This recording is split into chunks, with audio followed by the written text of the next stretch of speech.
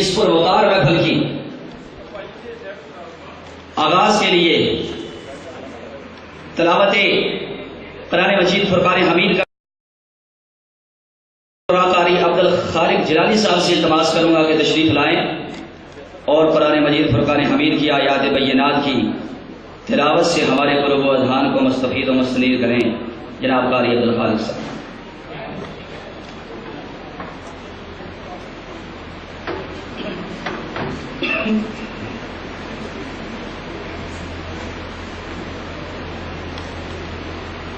أعوذ بالله من الشيطان الرجيم.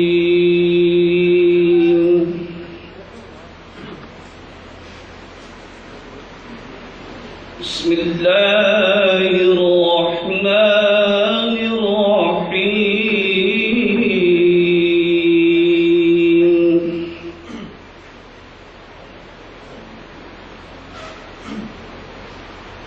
ومن أحسن قولا ممن دعا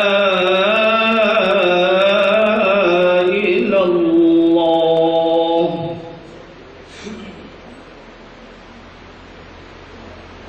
ومن أحسن قولا ممن دعا إلى الله وعمل صالحا وقال إنني من المسلمين.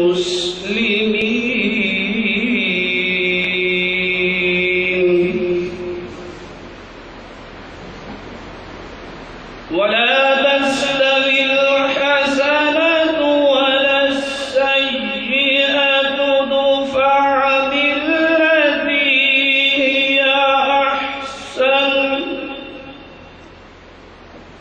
فإذا الذي بينك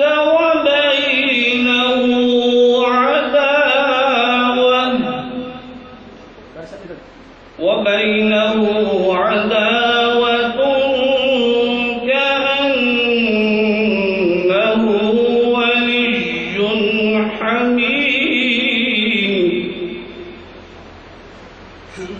آمنت بالله صدق الله العظيم. جناب سید زیاد احمد شاہ صاحب آپ کے سامنے تشریف فرما ہیں. اب میں بلا تاخیر ان کو دعوت دوں گا.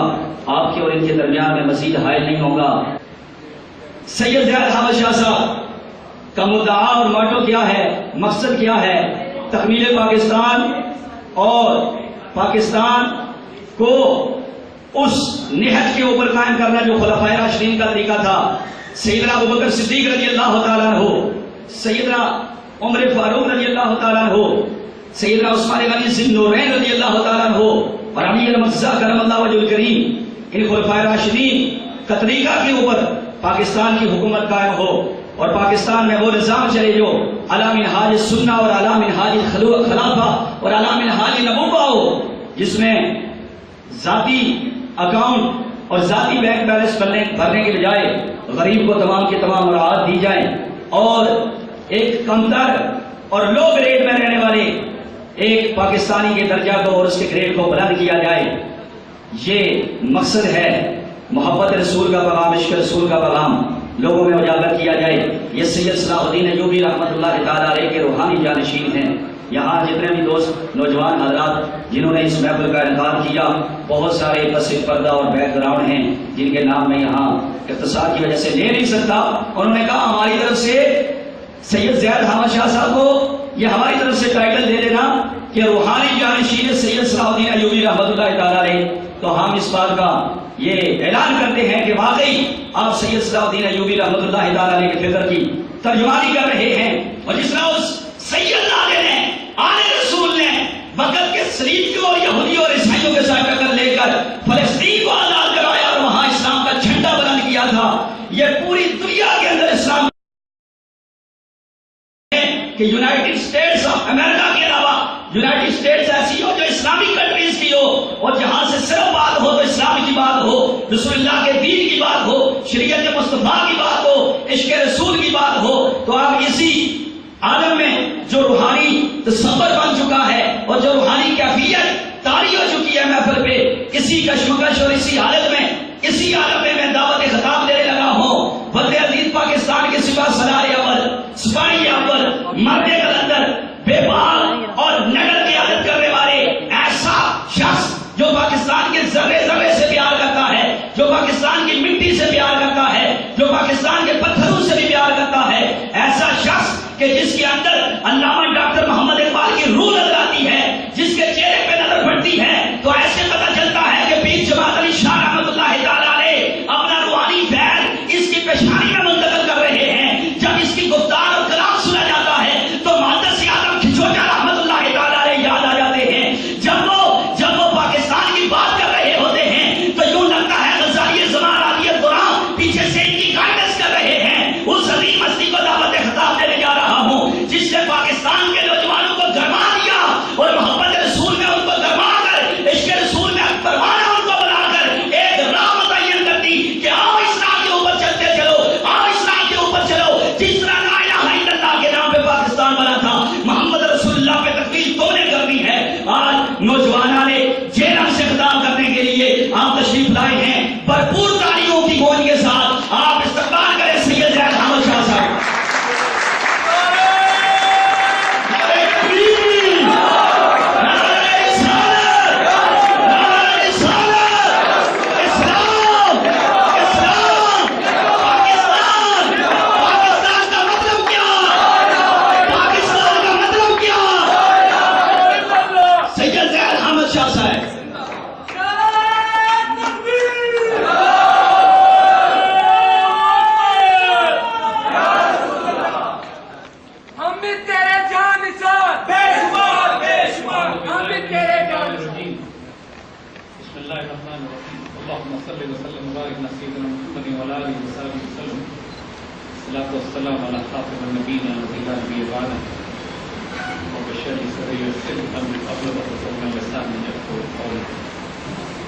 میرے انتہائی محترم بزرگ، میرے بھائیوں، میرے بچوں، میری بہنوں، السلام علیکم ورحمۃ اللہ وبرکاتہ۔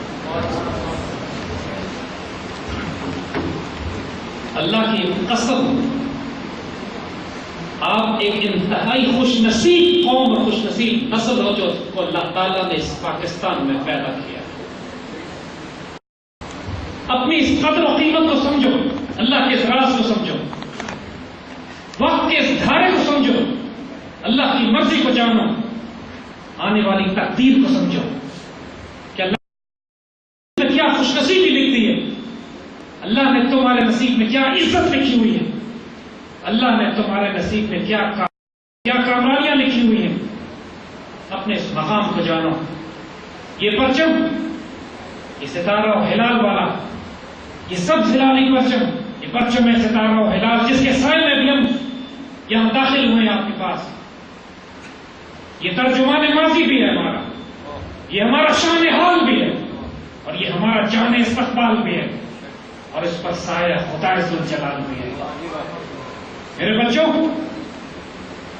میرے بزرگوں، میری بہنوں، اس بات کو یاد رکھنا، اللہ تعالیٰ کی خاص رحمت تمہارے پاس آئی ہے۔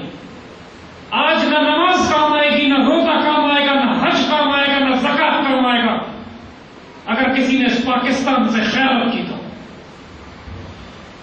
ہر دور میں اللہ تعالیٰ اپنے کسی وجود کو، کسی فرد کو، کسی مشن کو، کسی ڈیوٹی کو فرقان بنا دیتا ہے۔ جس نے اس فرقان کی مخالفت کی تباہ برباد کر دیا جاتا ہے۔ جس نے اس فرقان کی عزت کی دو جہانوں میں اللہ کی طرف سے عزت پاتا ہے۔ اللہ تعالیٰ چاہے تو ایک اونٹنی کو فرقان بنا کے بھیج دے اور قوم سے کہہ دے کہ جس نے اس اونٹنی کو نقصان پہنچایا وہ تباہ برباد کر دی جائے گی، اور جس نے اس اونٹنی کی عزت کی اللہ تعالیٰ نے اس کو عزت دی۔ آج بھی چلے جائیں سعودی عرب میں، آل سمود کے کھنڈرات اور نشانات نظر آتے ہیں، اس لیے کہ انہوں نے اللہ کی بھیجی ہوئی ایک نشانی کو ظلم کے ساتھ شہید کر دیا۔ اللہ نے پوری قوم تباہ کر دی اس لیے کہ اللہ کی نشانی کو رسوا کیا، انہوں نے اللہ کی نشانی کو شہید کیا۔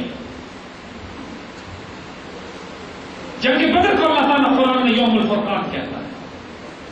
اس دن فیصلہ کر دیا جاتا ہے کہ حق کس طرف ہوگا اور مکر کفر کس طرف ہوگا. جس نے اس وقت اللہ کے رسول صلی اللہ علیہ وسلم کا ساتھ دیا